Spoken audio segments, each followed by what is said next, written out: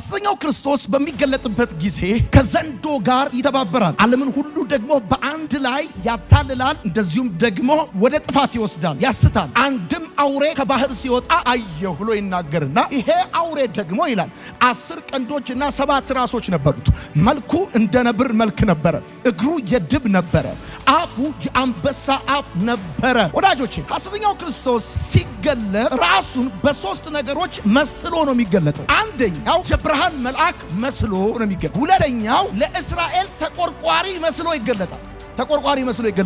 ሶስተኛው ጥሩ መሪ መስሎ ይገለጣል። በጣም ጥሩ መሪ። ይገርማቸዋል። በዘመን መጨረሻ ሐሰተኛው ክርስቶስ የሚገለጠው አምባገነን ከሆኑ ሀገረ መንግስቶች ሳይሆን የሚገለጠው በጣም ጥሩ፣ በጣም ዲሞክራት፣ ለሰዎች ምቹ ከሚመስለው የመንግስት ስርዓት ውስጥ የሚወጣ እንደሆነ የእግዚአብሔር ቃል ይነግረናል። ስለዚህ ሐሰተኛው ክርስቶስ በዘመን መጨረሻ የሚወጣው ካልተረጋጋ ሀገረ መንግስት እንደሆነ፣ በስቴብል ካልሆነ ገቨርንመንት ሲስተም ውስጥ እንደሚወጣ የሚያመላክት የመጽሐፍ ቅዱሳችን ክፍል ነው። ይሄኛው የባህሩ አውሬ አክሊሎችን ያደረገው በቀንዱ ላይ ነው። የቀድሞ ቀዩ ዘንዶ ግን አክሊል ያደረገው በሰባቱ ራሶች ላይ ነው። ስለዚህ ሐሰተኛው ክርስቶስ በዘመን መጨረሻ የሚወጣው ካልተረጋጋ ሀገረ መንግስት እንደሆነ፣ በስቴብል ካልሆነ ገቨርንመንት ሲስተም ውስጥ እንደሚወጣ የሚያመላክት የመጽሐፍ ቅዱሳችን ክፍል ነው። ይሄኛው የባህሩ አውሬ አክሊሎችን ያደረገው በቀንዱ ላይ ነው። የቀድሞ ቀዩ ዘንዶ ግን አክሊል ያደረገው በሰባቱ ራሶች ላይ ነው። ዛሬ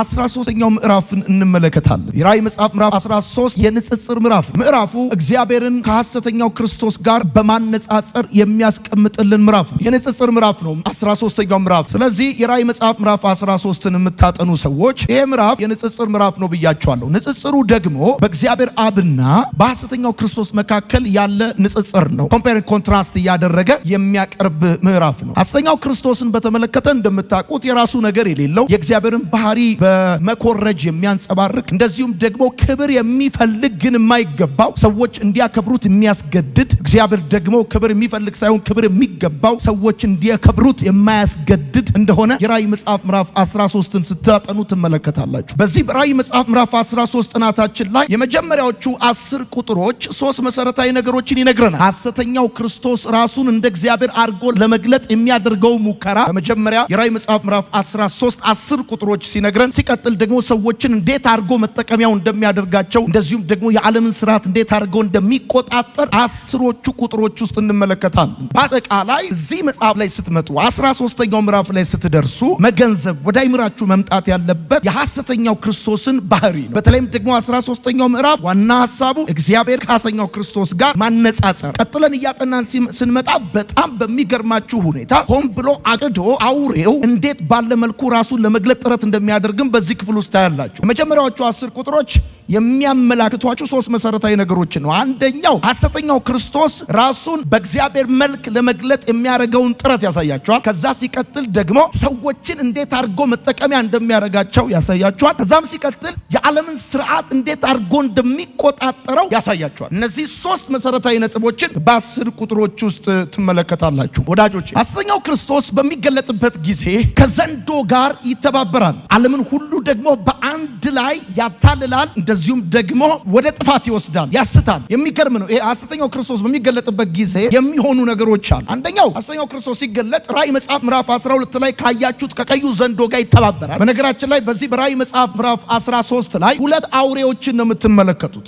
2 አውሬዎችን ነው የምትመለከቱት። 2 አውሬዎች ናቸው። እነዚህ 2 አውሬዎች የሚባሉት የባህሩ አውሬ እንደዚሁም የምድሩ አውሬ በመባል የሚጠሩ ናቸው። እነዚህ የባህሩ አውሬና የምድሩ አውሬ የሚባሉት 12ኛው ምዕራፍ ላይ ካያችሁት ከቀዩ ዘንዶ ጋር አይመሳሰሉም። የሚያቀራርባቸው ባህሪ ቢኖርም ግን አንድ አይደሉም። ግን የሚገርመው ነገር ምንድነው? ሐሰተኛው ክርስቶስ በመጀመሪያዎቹ የራእይ መጽሐፍ ምዕራፍ 13 10 ቁጥሮቹ በሚገለጥበት ጊዜ ከዘንዶ ጋር ይተባበራል፣ ዓለምን ሁሉ በአንድ ላይ ያስታል፣ ያታልላል። እሱ ብቻ አይደለም፣ ለጊዜውም ቢሆን ደግሞ ቅዱሳኖችን ድል ያደርጋል። ሐሰተኛውን ክርስቶስ በተመለከተ መጽሐፍ ቅዱስ 5 ጊዜ ይጽፍልናል። በጣም የሚገርማችሁ ደግሞ ምንድነው? ይሄ ሐሰተኛው ክርስቶስ ያለው ትልቁ ባህሪው ወይም መገለጫው ምንድነው? አንደበተ ርቱዕ ስለሆነ በማንኛውም ርዕሰ ጉዳይ በመነጋገር ማሳመን የሚችል እሱ ብቻ አይደለም ወዳጆቼ፣ ሌሎችን በመናቅና በማጥላላት የራሱን ታላቅነት ማሳየት እንዲችል የስድብ አፍ ይሰጠዋል። በተለይ በዚህ በራዕይ መጽሐፍ ምዕራፍ 13 ላይ የምትመለከቱት በራሱ ላይ የስድብ ስም ነበር የሚለው ሌሎችን በማጥላላትና በመናቅ የራሱን ታላቅነት ለማሳየት የስድብ ስም እንደሚሰጠው ትመለከታላችሁ። ስለዚህ 13ኛው ምዕራፍ ሐሰተኛው ክርስቶስ የሚገለጥበት ምዕራፍ፣ ምክንያቱም እንደዚህ ይናገራል። አንድም አውሬ ከባህር ሲወጣ አየሁ ብሎ ይናገርና ይሄ አውሬ ደግሞ ይላል 10 ቀንዶችና 7 ራሶች ነበሩት። መልኩ እንደ ነብር መልክ ነበረ፣ እግሩ የድብ ነበረ፣ አፉ የአንበሳ አፍ ነበረ ብሎ ይናገራል። በዚህ በራዕይ መጽሐፍ ምዕራፍ 13 የመጀመሪያው ቁጥር ላይ አንድ አውሬ ከባህር ሲወጣ አየሁኝ። ከዛም ሲቀጥል 10 ቀንዶችና 7 ራሶች ነበሩት። በቀንዶቹም ላይ 10 አክሊሎች ነበሩ። በራሶቹም ላይ የስድብም ስም ነበረ። መልኩ የነብር መልክ ነበረ፣ እግሩ የድብ እግር ነበረ፣ አፉ የአንበሳ አፍ ነበረ ብሎ የሚናገረው ስለ 12ኛው የቀዩ ዘንዶ 12ኛው ምዕራፍ ላይ ስለተገለጠው ዘንዶ ሳይሆን ስለ ሐሰተኛው ክርስቶስ። ስለዚህ በደንብ እንድታቁ እንድትረዱ የሚገባው ነገር ምንድነው? ሐሰተኛው ክርስቶስ በሚገለጥበት ጊዜ በዋነኛነት ባለፈው ሳምንት ካጠና ነው ከቀዩ ዘንዶ ጋር ለመተባበር ነው የሚገለጠው። እሱ ብቻ አይደለም፣ በጣም ከፍተኛ የንግግር ችሎታ ስላለው በማንኛውም ርዕሰ ጉዳይ ብዙዎችን የማሳመን አቅም አለ እና ሐሰተኛውን ክርስቶስ በተመለከተ መጽሐፍ ቅዱሳችን 5 ጊዜ ይናገራል። ይሄ ሐሰተኛው ክርስቶስ ደግሞ ሌሎችን በማጣጣልና በመናቅ የራሱን ታላቅነት ለማሳየት የሚረዳው የስድብ አፍ ወይም የስድብ ስም ሲሰጠው ትመለከታላችሁ። በራሱ አይደለም ትልቅ የሚሆነው፣ ሌሎችን በማጣጣልና ሌሎችን በማናናቅ ነው ትልቅ የሚሆነው። በራሳቸው ትልቅ ያልሆኑ ማለት የግድ ትልቅ ለመሆን ሌሎችን ማጣጣልና መሳደብ ስራቸው የሆኑ ሰዎች ወይ የዚህ ቬሎጎታች ናቸው እና በአጠቃላይ ሐሰተኛው ክርስቶስ በንግግር፣ በፖለቲካ፣ በጥበብ፣ በእውቀት እንደዚሁም በዲፕሎማሲ የተሳካለት ይሆናል። ራዕይ መጽሐፍ ምዕራፍ 13ን ስታጠኑ ወዳጆቼ ሐሰተኛው ክርስቶስ ሲገለጥ ራሱን በ3 ነገሮች መስሎ ነው የሚገለጠው። ምጽፉ ሰዎች አንደኛው የብርሃን መልአክ መስሎ ነው የሚገለጠው። ሁለተኛው ለእስራኤል ተቆርቋሪ መስሎ ይገለጣል። ተቆርቋሪ መስሎ ይገለጣል። ሶስተኛው ጥሩ መሪ መስሎ ይገለጣል። በጣም ጥሩ መሪ። ይገርማቸዋል። በዘመን መጨረሻ ሐሰተኛው ክርስቶስ የሚገለጠው አምባገነን ከሆኑ ሀገረ መንግስቶች ሳይሆን የሚገለጠው በጣም ጥሩ፣ በጣም ዲሞክራት፣ ለሰዎች ምቹ ከሚመስለው የመንግስት ስርዓት ውስጥ የሚወጣ እንደሆነ የእግዚአብሔር ቃል ይነግረናል። ስለዚህ በዋነኛነት ራዕይ መጽሐፍ ምዕራፍ 13 ሐሰተኛው ክርስቶስን ከእግዚአብሔር ጋር የምናነጻጽርበት ምዕራፍ ነው፣ ወይም የሚያነጻጽርልን ምዕራፍ ነው። ሐሰተኛው ክርስቶስ በሚገለጥበት ጊዜ አልቲሜት ኦብጀክቲቭ ከማን ጋር መተባበር ነው? ከዘንዶ ጋር መተባበር ነው። የኔና የእናንተ አምላክ እግዚአብሔር አብ፣ እግዚአብሔር ወልድ፣ እግዚአብሔር መንፈስ ቅዱስ ይባላል። በራዕይ መጽሐፍ ምዕራፍ 12 እና 13 ላይ በመጨረሻዎቹ ዘመናቶች ውስጥ ሐሰተኛው ሰይጣን ራሱን ልክ እንደ እግዚአብሔር ሥላሴ እንደ እግዚአብሔር ሶስትነት ራሱን በሶስትነት የሚገልጥበት ምዕራፍ እግዚአብሔር አብ፣ እግዚአብሔር ወልድ፣ እግዚአብሔር መንፈስ ቅዱስ ብለን አንድ አምላክ እንደምናመልክ ልክ እንደዚሁ ሰይጣን በመጨረሻው ዘመን ራሱን በሶስትነት የሚገልጥበት እንደሆነ ቀጥያ ያሳያቸዋል። ይሄ በጣም የሚገርማችሁ ጉዳይ ወዳጆቼ። ስለዚህ ሐሰተኛው ክርስቶስ ሲገለጥ ለእስራኤል ተቆርቋሪ ይመስላል፣ ጥሩ መሪ ይመስላል፣ የብርሃን መልአክ ይመስላል፣ ጎበዝ ተናጋሪ ነው። ከዛም ሲቀጥል ግን ዋነኛው አልቲሜት ኦብጀክቲቭ ዘንዶውን ሰፖርት ማድረግ እንደሆነ መጽሐፍ ቅዱሳችሁን እንድታነቡ ታገኛላችሁ። ወዳጆቼ የምጽፉ ሰዎች እንደዚህ ብላችሁ ጻፉ። የባህሩ አውሬ ብላችሁ ጻፉ። ይሄ የባህሩ አውሬ ብለን የምንለው የራዕይ መጽሐፍ ምዕራፍ 13 ሲጀምር አንድም አውሬ ከባህር ሲወጣ አየው ስለሚል ይሄ የባህሩ አውሬ የመጀመሪያው አውሬ በዚህ በራዕይ መጽሐፍ ምዕራፍ 13 ላይ ሐሰተኛው ክርስቶስ በመባል ይጠራል። ቀጥላችሁ የባህሩ አውሬ ካላችሁ በኋላ ሐሰተኛው ክርስቶስ ብላችሁ ጻፉ። ሐሰተኛው ክርስቶስ ብላችሁ ጻፉ። እሺ፣ ይሄ ሐሰተኛ ክርስቶስ ወይም የባህሩ አውሬ ከባህር ሲወጣ ተመለከትኩት ብሎ ይናገራል። ወዳጆቼ ባህር የሚለውን ሐሳብ ስትመለከቱት ባህር ሁል ጊዜ ያለመረጋጋትና የመናወጥ ምሳሌ እንደሆነ ታውቃላችሁ። ስለዚህ ሐሰተኛው ክርስቶስ በዘመን መጨረሻ የሚወጣው ካልተረጋጋ ሀገረ መንግስት እንደሆነ በስቴብል ካልሆነ ገቨርንመንት ሲስተም ውስጥ እንደሚወጣ የሚያመላክት የመጽሐፍ ቅዱሳችን ክፍል ነው። እሱም ብቻ ለሚናገረው ቀጥሎ ሲናገር እንደዚህ ይላል 10 ቀንዶችና 7 ራሶች ነበሩት ይልና በራዕይ መጽሐፍ ምዕራፍ 12 ላይ ቀዩ ዘንዶ ትዝ ካላችሁ 7 ራሶችና 10 ቀንዶች ነበሩት ይላል። 7ቱ ራሶች ሰይጣን በሙላት የሚገለጥባቸው 7ቱ አህጉሮች ሲሆኑ 10 ቀንዶች ደግሞ ሰይጣን በሙላት የሚሰራባቸው 10 መንግስታት እንደሆኑ በራእይ መጽሐፍ ምዕራፍ 17 ቁጥር 12 ላይ ባለፈው ተነጋግረናል። ይሄኛው የባህሩ አውሬ አክሊሎችን ያደረገው በቀንዱ ላይ ነው። የቀድሞ ቀዩ ዘንዶ ግን አክሊል ያደረገው በ7ቱ ራሶች ላይ ነው። እነዚህ ሁለቱ ልዩነት አላቸው። ስለዚህ 12ኛው ምዕራፍ ላይ ያያችሁት ቀዩ ዘንዶ 13ኛው ምዕራፍ ላይ ከምታዩት ከባህሩ ውስጥ ከሚወጣው ጋር የተለየ ነው። ከ13ኛው ምዕራፍ ላይ ከባህር ውስጥ የሚወጣው አውሬ በአጭር አማርኛ ሐሰተኛው ክርስቶስ በመባል ይጠራል። ስለ መልኩ ሐዋርያው ቅዱስ ዮሐንስ ሲጽፍል እንደዚህ ይላል። መልኩ አለ የነብር መልክ ይመስል ነበር። እግሩ የድብ እግር ነበር። አፉ ደግሞ አለ የአንበሳ አፍ ይመስል ነበር። ኦኬ፣ በደንብ አድርጋችሁ ስሙ። ይሄ ከሁሉም መንግስታት ክፋትን ተላበሰ መሆኑን ያሳያችኋል። ምክንያቱም በዳንኤል መጽሐፍ ላይ ስትመለከቱ ይሄንኑ በተመለከተ የፋርስ መንግስትን የግሪክ መንግስትን እየጠቀሰ ይናገራል። እኔ አሁን እሱ ውስጥ አልገባም። ዞሮ ግን ይሄ ሐሰተኛው ክርስቶስ ምን አይነት መልክ እንደነበረው የእግዚአብሔር ቃል ሲናገር እንደዚህ ይላል። መልኩ የነብር መልክ ይመስል ነበር።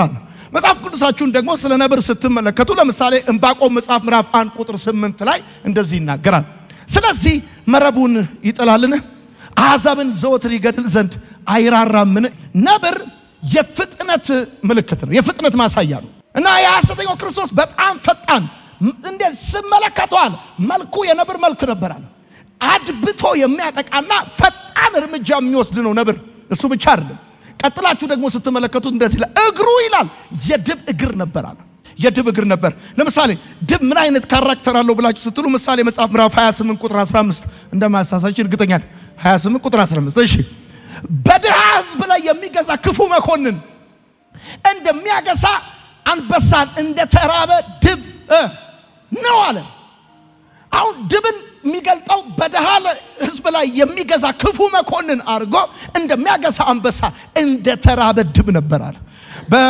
በሰቆቃወ ኤርምያስ ምዕራፍ 3 ቁጥር 10 ላይ ደግሞ ሲናገር እንደዚህ ይላል። እንደሚሸምቅ ድብ እንደተሸሸገም አንበሳ ሆነብኝ ይላል። እና ድብ ጠበኛ ነው፣ ነገረኛ ነው፣ ኃይለኛ እና ይሁን አሁን በራእይ መጽሐፍ ምዕራፍ 13 ላይ አንድም አውሬ ከባህሩ ሲወጣ አየኋል። ይሄ ባህር ሪፕሬዘንት የሚያደርገው ምንድነው ብለናል? ያልተረጋጋ ሀገረ መንግስት እንደሆነ ነግሬያቸዋል። ከዛ ሲቀጥል ደግሞ አለ 10 ቀንዶችና 7 ራሶች ነበሩት።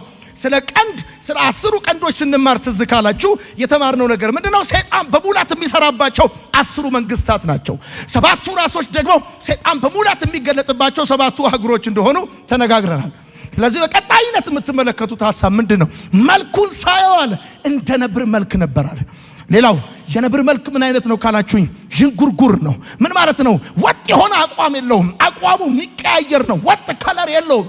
ሐሰተኛው ክርስቶስ በጣም ተናጋሪ ነው። ራሱን የብርሃን መልአክ አድርጎ ነው የሚገለጠው። ከዛም ሲቀጥል ደግሞ ለእስራኤል ተቆርቋሪ ይመስላል። እንደዚሁም ደግሞ ጥሩ መሪ መስሎ ይነሳል። ግን አቋሙ ወጥ አይደለም። ከዛ በጣም የሚገርማችሁ ነገር ነው ቀጥሎ የሚናገረው። እግሩ አካባቢ ድብ ይመስላል።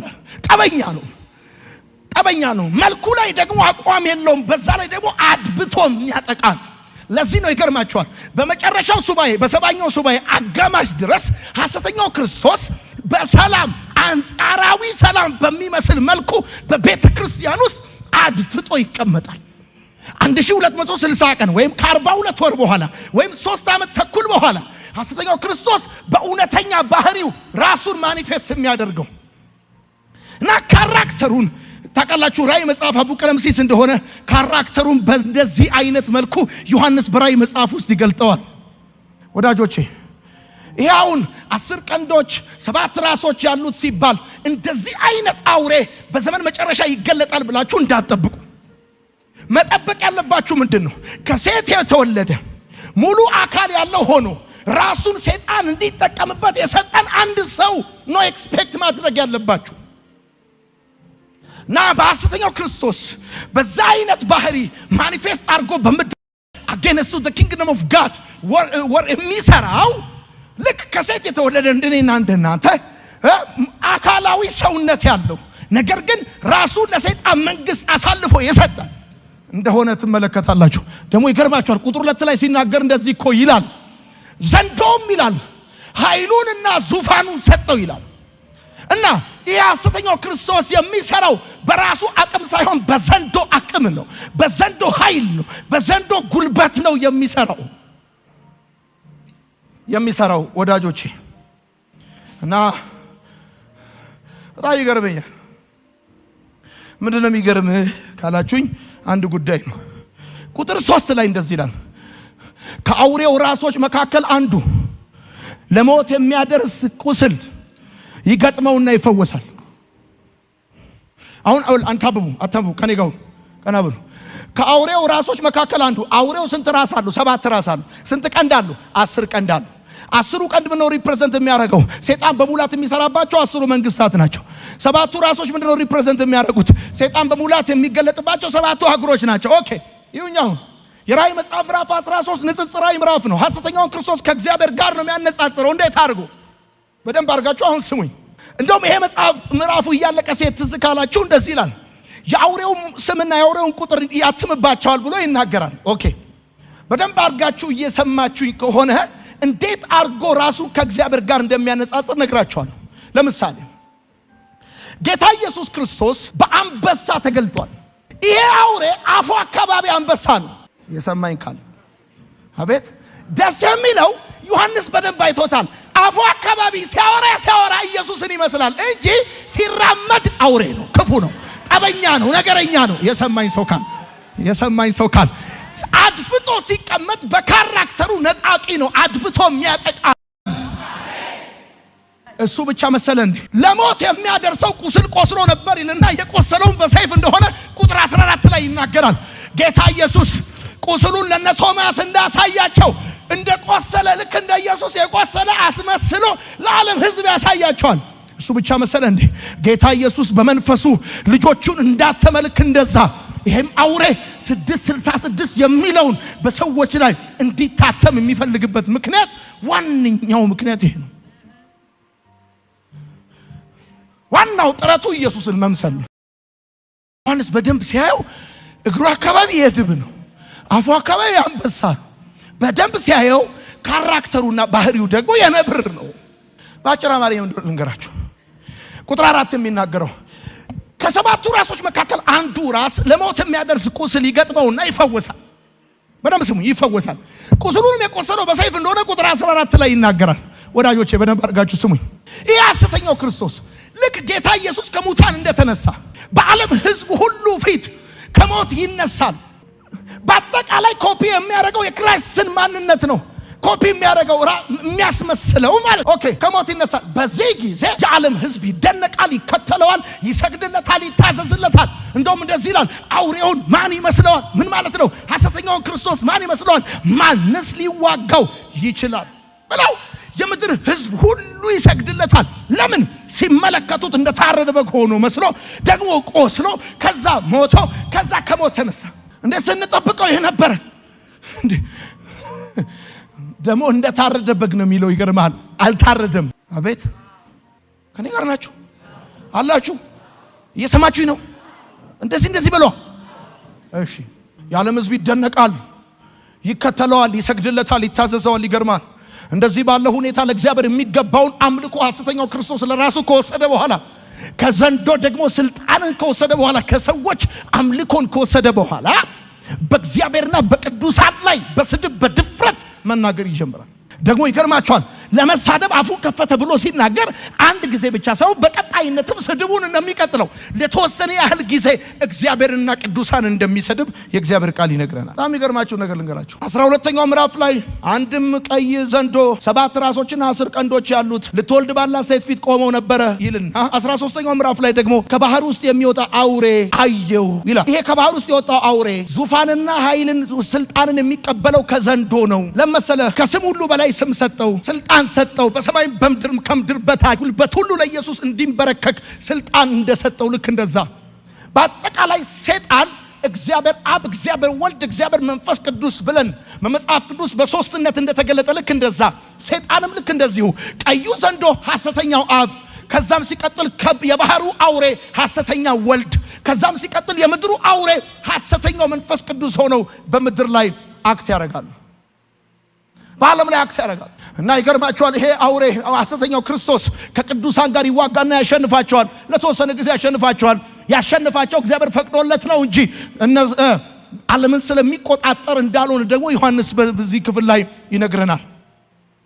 እንደውም የእግዚአብሔር ቃል ሲናገር በዚህ ክፍል ላይ ያሸንፋቸዋል የተባሉ ቅዱሳን እነማን ናቸው ብላችሁ ካላችሁ ቤተክርስቲያን ከተነጠቀች በኋላ ወደ ጌታ የሚመጡ አማኞች ናቸው። ስለዚህ አሁን ይሄ እኔ ነኝ። 12ኛው ምዕራፍ ላይ በብሉይ ኪዳን ሌዋታን ተብሎ ይጠራ የነበረው አውሬ፣ ንጉስ መሆን ፈልጎ የነበረው አውሬ፣ ሊወለድ ያለውን አሕዛብን በብረት በትር የሚገዛው ወንድ ልጅ ሊውጥ ፈልጎ የነበረው አውሬ፣ እሱ ያንን ወንድ ልጅ ማሸነፍ እንዳልቻለ ባየ ጊዜ እናቲቱን ያሳድዳታል። ይሄም እንዳልተሳካ ባየ ጊዜ እንደዚህ ያደርጋል። ኃይሉንና ስልጣኑን ከባህር ለሚወጣው አውሬ ይሰጠዋል።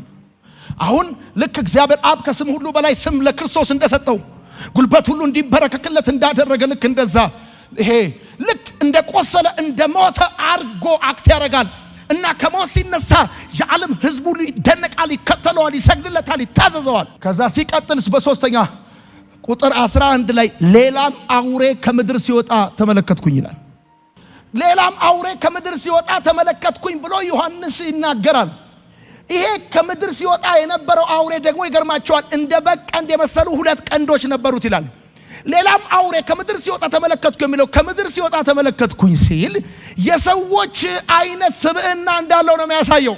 ከምድር ነው የወጣው፣ ያኛው ከባህር ነው የወጣው፣ ይሄኛው ከምድር ነው የወጣው እና ከምድር መውጣቱ የሚያሳየው የሚያመላክተው ልክ እንደ ሰዎች አይነት ስብዕና እንዳለው ያመለክታል። ከዛም ሲቀጥል 2 ቀንዶች ነበሩት ልክ እንደ በግ ቀንድ ያለ ይላልና ካራክተሩ ከባህር ከወጣው አውሬ ይልቅ ልዝብ ይመስላል፣ እንደ በግ አይነት ነው እና 2ቱ ቀንዶች ሃይማኖትና ፖለቲካ ናቸው። እና የኛው ሶስተኛው ከባህር የወጣው አውሬ ወይም በዚህ በራእይ መጽሐፍ ምዕራፍ 13 ላይ ከምድር የወጣው አውሬ መንፈሳዊ በመምሰል ያታልላል፣ የሰይጣንን ሃይማኖታዊ ስርዓቶች ያስፋፋል። እሱ ብቻ አይደለም፣ ለሐሰተኛው ክርስቶስ ቀኝ እጅ ሆኖ ያገለግላል። እሱ ብቻ አይደለም፣ ሰዎች ወደዚህ ወደ ሐሰተኛው ክርስቶስ እየመጡ እንዲሰግዱ ያደርጋል። በጣም የሚገርማችሁ ነገር ልንገራችሁ። መንፈስ ቅዱስ ስለ ኃጢአት በመውቀስ ሰዎችን ወደ ጌታ እንደሚያመጣ ልክ እንደዛ ይሄም ሐሰተኛው ነቢይ ይሄ ሁለተኛው ከምድር የሚወጣው አውሬ የምድሩ አውሬ ሐሰተኛው ነቢይ ይባላል። እሺ ጻፉ አንዴ። የምድሩ አውሬ ሐሰተኛው ነቢይ ይባላል። ሐሰተኛው ነቢይ ይባላል። አንደኛ ሐሰተኛ ክርስቶስ የባህሩ አውሬ፣ ሁለተኛው የምድሩ አውሬ ሐሰተኛው ነቢይ።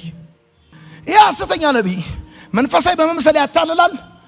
እንደ ቀደመው አውሬ ስድብ ስም አለው። እሱ ብቻ አይደለም፣ ኃይል የሚቀበለው ወይም የሚሰራው ኃይል ከዘንዶ ኃይል ተቀብሎ ነው።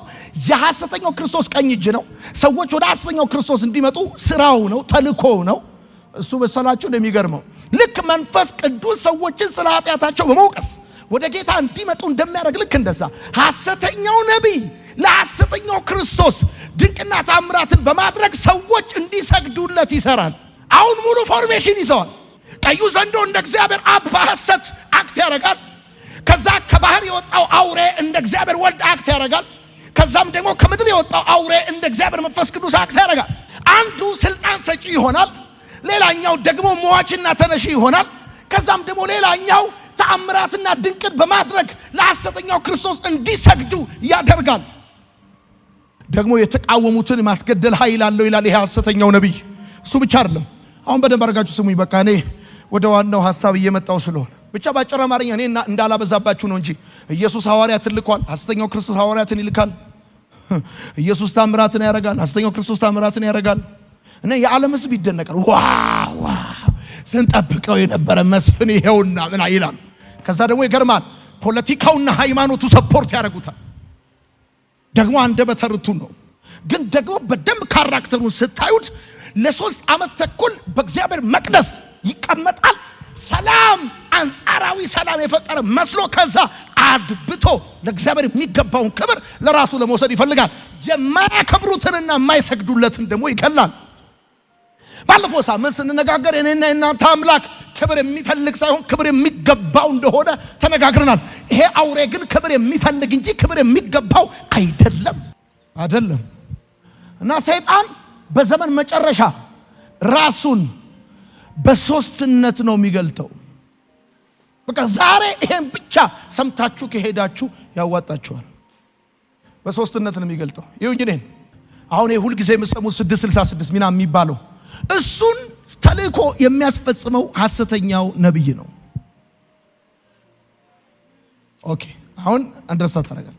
እሱ ተልእኮ የሚያስፈጽመው ሐሰተኛው ነብይ ነው። ምን ያደርጋል? ታናናሾችና ታላላቆችን፣ ባሪያዎችንና ጌቶችን፣ ከዛም ሀብታሞችንና ደሃዎችን ማለት ከሁሉም የማህበረሰብ ክፍልና ከሁሉም የኢኮኖሚ አስተዋጽኦ የአውሬውን ስም ወይም የስሙን ቁጥር በቀኝ እጃቸው ወይም በግንባራቸው ላይ እንዲታተም ያደርጋል። ለምን? በአንድ ህጋዊ ዶክመንት ላይ ማህተም እንደሚታተም የባለቤትነት ምልክት ነው። ይሁን ጌታ ያመኑትን የተከተሉትን የመንፈሱን መያዣ የመንፈስ ቅዱስን ማህተም እንደሚያትም ልክ እንደዛ እሱም አክት የሚያደርገው ክራይስትን ለመኮረጅ ስለሆነ ጌታ ያደረገውን ነው የሚኮርጀው። ማህተብ ያስመታባቸዋል በግንባራቸውና በቀኝ እጃቸው ላይ። ይሄን ያላደረገ አይገዛም አይሸጥም አለ። አሁን በደንብ አድርጋችሁ ስሙኝ። እዚህ ጋር ሚስጥር አለ አለ መጽሐፉ ሲናገር። ቁጥሩም አለ 666 ነው። 666 ነው። ኦኬ ይሁን ነኝ 6 ቁጥር ማለት 7 ሲቀነስ 1 ማለት ነው።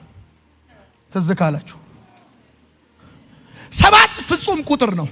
6 ማለት ጎዶሎ ቁጥር ማለት ነው። ምን ማለት ነው? 7 ሲቀነስ 1 ማለት 7 ፍጹም ነው። 6 ፍጹምነት የሌለው ጎዶሎ ቁጥር ማለት ነው።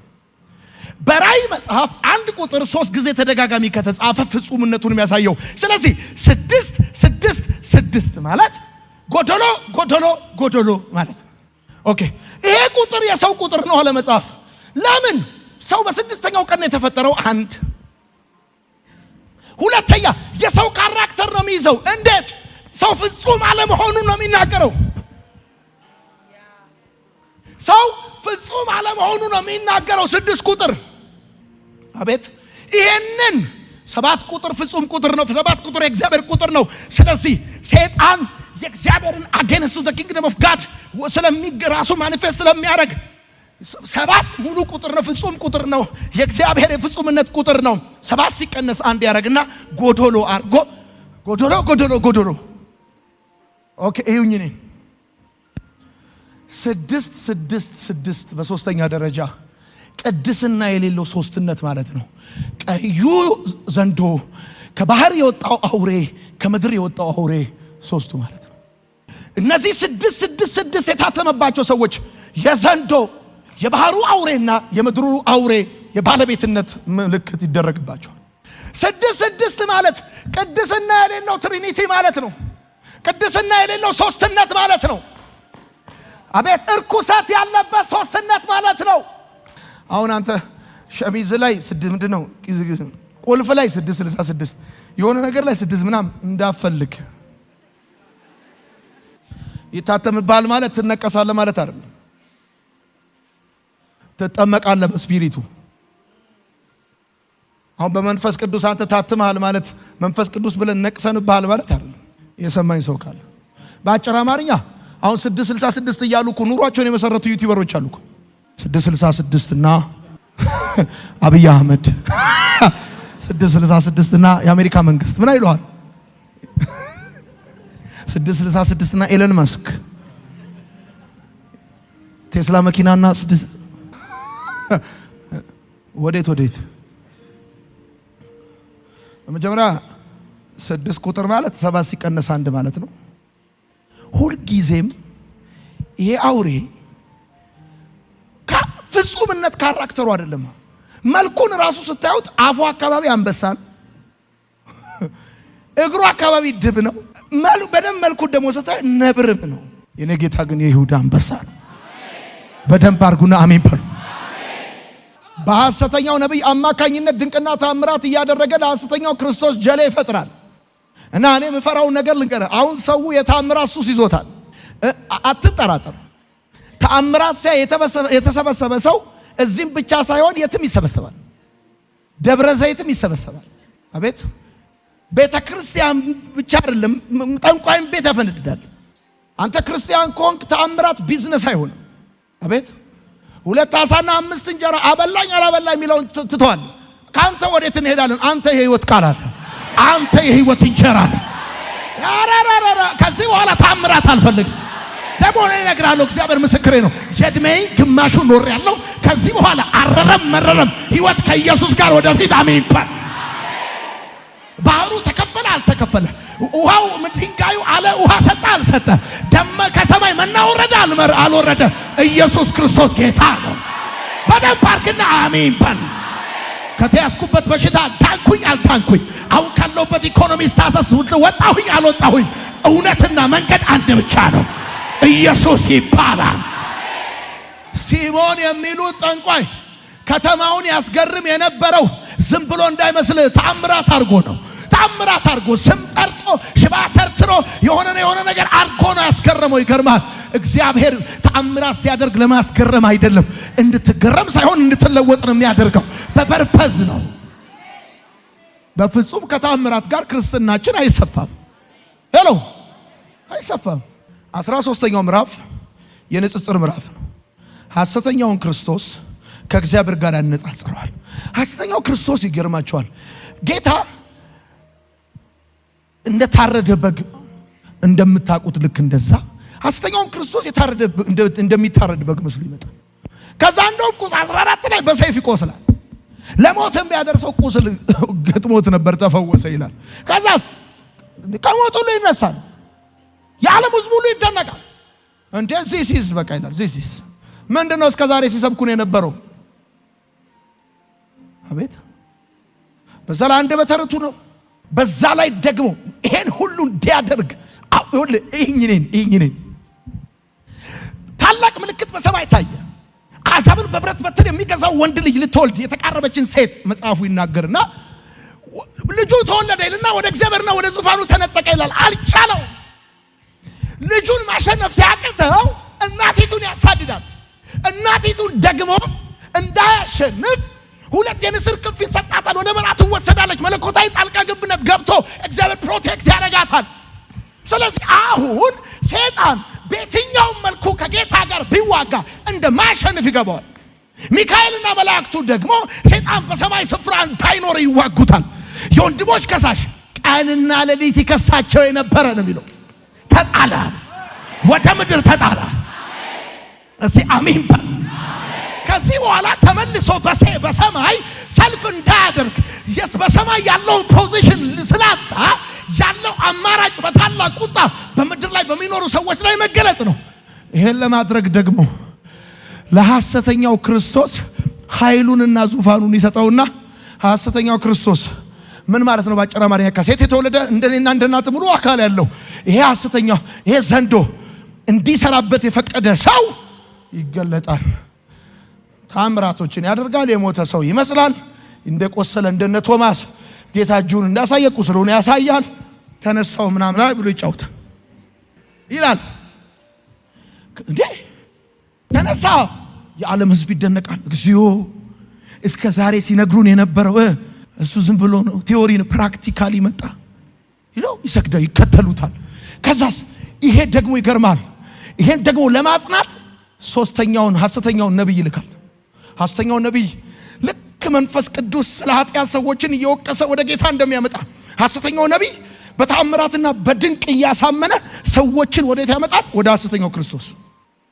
በዚህ መልኩ ይቀባበል። ትሪኒቲ መስለው ቁጭ የሰማኝ ሰው ካለ ስላሴ መስለው ቁጭ። በመሰረቱ ስላሴዎች አይባልም፣ ስላሴ ነው የሚባለው። ዎች አይባልም፣ ስላሴ ነው የሚባለው። ግን ይገርማል። በዚህ ጊዜ ቤተክርስቲያን ከዚህ ሁሉ በፊት ቀድማ ስለምትነጠቅ ይሄን ጉዳይ ከሰማይ ወደ ምድር ላይቭ ትመለከታለች። ቤተክርስቲያን ከተነጠቀች በኋላ ወደ ጌታ የመጡ ጥቂት አማኞችን ለተወሰነ ጊዜ ድል ያደርጋቸዋል። እሱም እግዚአብሔር ስለፈቀደለት እንጂ የዓለም ተቆጣጣሪ ስለሆነ አይደለም። እና አሁን ይሁኝ ነኝ በደንብ ቀና በሉ። ለምንድን 666 ነው? ቺፕስ ሊቀብሩብን ነው ግንባራችን ላይ እንዳፈራ።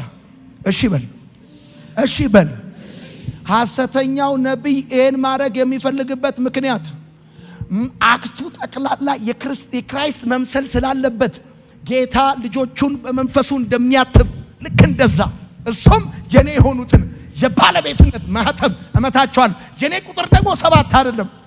7 ፍጹም ነው። 7 የእግዚአብሔር ቁጥር ነው። 7 ሲቀነስ 1 ያደርጋል። አቤት! እኔ ጅንጀሮ ነገር ነው ያልኩት ለመሰላችሁ። አፉ አካባቢ አንበሳ ይመስላል። ቆይ ዝንጀሮ እኮ የሰውን ነገር አክት እንደሚያርቅ ተቀላችሁ የሰማኝ ሰው ካለ ቆይ ሐሰተኛው ክርስቶስ እኮ ሲያወራ ነው ኢየሱስን የሚመስለው። ሲራመድ ክፉ ነው። ለምን ይሄን ያልኳችሁ አይታችሁ ከሆነ አሁን አጋንንት አንድ መንፈስ አለ ያስጨንቃታል። እንደዚህ ምና ናውጣ ምና ይመጣል። እዚህ ጋር ምን ልታረጋ ነው? ወዳታለሁ ይላል። ሲያወራ አፉ አካባቢ ኢየሱስን ነው የሚመስለው። ወዳታለሁ፣ አሳድጊያታለሁ፣ የኔ ነች፣ ሚስቴ ነች፣ አለቃትም ምን ይላል? በቃ ልክ በቃ ይሁን። አፉ አካባቢ አንበሳ ይመስላል አለ ዮሐንስ አየው። እና ከዚህ በታች ድብ ነው፣ እዚህ አካባቢ ነብር ነው፣ አፉ አካባቢ አንበሳ ነው። አፉ አካባቢ አንበሳ መሆን የፈለገበት ምክንያት ተናግሮ ለማሳመን። ወዳጆቼ እንዳፈሩ ይሁን እኔን ሰይጣን በየትኛውም ዘመን ጦርነት ከገጠመ የሚገጥመው ከኩያዎቹ ጋር ነው፣ ከአቻ ኃይል ጋር ነው። እሱንም አይችላቸው። ሚካኤልና መላእክቱ ይዋጉታል፣ ከዛ ወደ ምድር ይጥሉታል። የኔ ጌታ ዳግመኛ በመጣ ጊዜ ሰይጣንን በአፉ ውስጥ ትንፋስ ነው የሚያጠፋው። ጦር አይመስል፣ ቀስት አይወረውርም። ማቻቻ እግዚአብሔርና ሰይጣን በመጨረሻ ሰዓት ጦርነት አይገጥሙም። ይገርማል። የኔ ጌታ በመጣ በምን አቅሙ ሰይጣን ከእግዚአብሔር ጋር ጦርነት ይገጥማል። ጌታ ሲመጣ ዳግመኛ የመጨረሻው ሰዓት ሲደርስ በአፉ ውስጥ ትንፋስ ሰይጣን ያጠፋዋል። በደንብ አድርግና አሜን በል። ንጉሥ ነው የምንል በምክንያት ነው። እኔ ጠይቃችኋለሁ፣ እናንተ መልሱ። ንጉሥ ማን ነው? ኢየሱስ። በደንብ ንጉሥ ማን ነው? ጌታ ማን ነው? ሞትን ድል ያደረገ ማን ነው?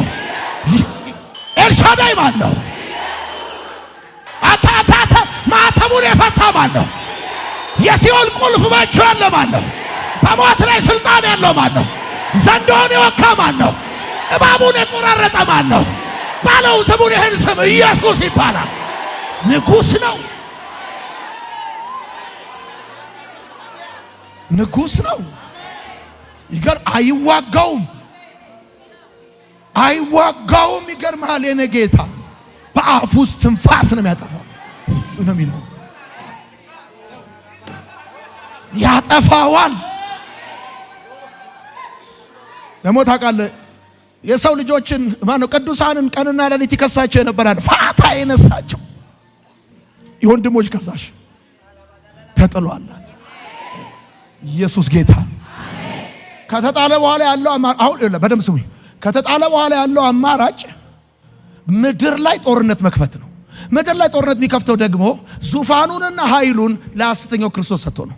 ሐሰተኛው ክርስቶስ ደግሞ ልክ እንደኔና እንደናንተ ከሴት የሚወለድ ሆኖ ሙሉ አካል ያለው ነገር ግን ሰይጣን እንዲሰራበት ራሱን አሳልፎ የሰጠው ሰው ይሆናል እንጂ የሆነ 10 ቀንድ ያለው 7 ራስ ያለው ምናምን አውሬ እንደዚህ ምናምን እያለ ጆፋዊ ትነሶች እንደሳሉላችሁ ምናምን እንዳትጠብቁ። አቤት የሆነ ነብር ምናምን ጭራው እንዲህ የሚያደርግ ነብር እንዳትጠብቁ። ካራክተር ነው የሚወራው። አቤት ምን ነው ጌታ ለምንድን ነው የይሁዳ አንበሳ ያለው? መጽሐፍ ነግራችኋለሁ እኮ አንበሳ ሲተኛ አይኑን አይጨፍንም። አንበሳ ተኝቶም ቆሞም እኮ ነው የሚፈራው። የኔ ጌታ ለዚህ እኮ ነው ሞቶም ቆሞም ይፈሩት። ንጉሥ ነው እሱ። ይገርማል። በደንብ አድርጋ አሜን በል። ንጉሥ ነው ኢየሱስ። ለዚህ እኮ ነው ስሙን ዝም ብለህ ጥራው እስቲ። ታክሲ ውስጥ ይናደዳል አውሬው፣ ይበሳጫል። ይሁን እንደዚህ ይላል። ዝም ብለህ መንገድ ላይ ሄደ ኢየሱስ ስትል ይናደዳል። ኢየሱስ ስትል ግን አውሬው ይተራመሳል፣ አጋንንት ይወጋል። አሜን በል። በደንብ አድርግ። አይወድም። ይሄ ስም ለአጋንንቶች አለርጂክ ነው። ያው ለተመታስ ለአጋንንቶች አለርጂክ ነው። እሳት። ለዚህ ነው ባይዘው አይወዱም። እዚህ ሀገር ያለው መፍዙስ አይወድም ታውቃላችሁ። ኢየሱስ ሲባል አይወድም። ሐሰተኛው ነብይ ምጽፉ ሰዎች ሐሰተኛው ነብይ ለሐሰተኛው ክርስቶስ ምስል እንዲቆምለት ያደርጋል። ምስሉ ደግሞ እንዲናገርና ተአምራት እንዲያደርግ እስትንፋስ ይሰጠዋል። በነገራችን ላይ እዚህ ሀገር ያለ ደብተራ እማታቋቸውን የጦጣ ፎቶዎች እየጎተተ የሚያመጣው ዝም ብሎ እንዳይመስላችሁ። መጽሐፉን አንብቡት።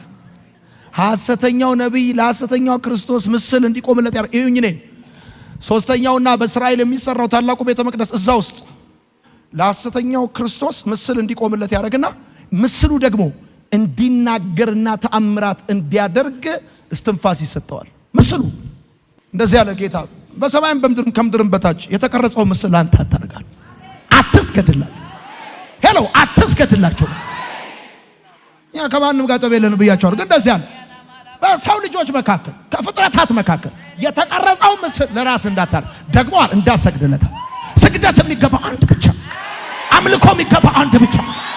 በደንብ አድርጋ አሜን በል። እኔ እኮ ይገርመኛል። በባህሪ ራሱ ይገርማል። አውሬው ክብር የሚፈልግ ነው። ክብር የሚገባው አይደለም። ክብር ካልሰጠው ካልገደልኩ ይላል። ካልገደልኩ ይላል፣ ያኳራል። ምን ነው ስትለው ቡና ቀረ፣ አተላይ ቀረ፣ ደሙ ቀረ፣ ፈርሱ ቀረ፣ አይጡ ቀረ፣ የሆነ ነገር ቀረ ምን ይላል። የኔ ጌታ እኮ ይገርማል። ችለ ስታመልከው ይባርካል፣ ችለ ሳታመልከው ይሸከማል። አሜን በል በደንብ አድርግ። አላመለከኝም ብሎ እንደ ጅራፍ አያጮህም። የኔ ጌታ እሱ ክብር የሚገባው ነው። ክብር የሚፈልግ አይደለም። በምንም ተአምር ሰይጣን ወደኛ ሲመጣ ሰይጣን ነኝ ብሎ አይመጣም። ይሄን እንዳትረሱ። እኔ አውሬው ነኝ ምናምን ሌባው አለ ሊሰርቅና ሊያርድ ሲመጣ ቢላ ይዞማ ቢመጣ በመስኮት ትዘላል። ቻው ሌባውማ ሊሰርቅና ሊያርድ ሲመጣ ቢላ ይዞ አይመጣም። ብራዘር ሐሳብ ይዞ ነው የሚመጣው። ትምህርት ይዞ ነው የሚመጣው። እና በቃ ላንገዛ ነው ማለት ነው፣ ላንገበያይ ነው ማለት ነው ብለን እንዳፈራ እኛ እጃችንን አንስተን ኢየሱስ ጌታ እንደሆነ ባፋችን መስክረን ከሞትንም እንደተነሳ በልባችን ያመን ሰዓት አውቶማቲካሊ የመንፈስ ቅዱስን ማህተብ ተቀበለናል። በደንብ አርጋ አሜን በል። ማህተብ የህጋዊነት ማረጋገጫ የባለቤትነት ማሳያ እንደሆነ ማንም አይኑ የተከፈተ እኛን ሲያይ ባለቤትነቱ ከምድር ሳይሆን ከሰማይ ነው፣ ከአውሬው ሳይሆን ከበጉ ነው። በደንብ አርጋ አሜን በል። እኛ ላይ አንዳች ማድረግ አይችልም።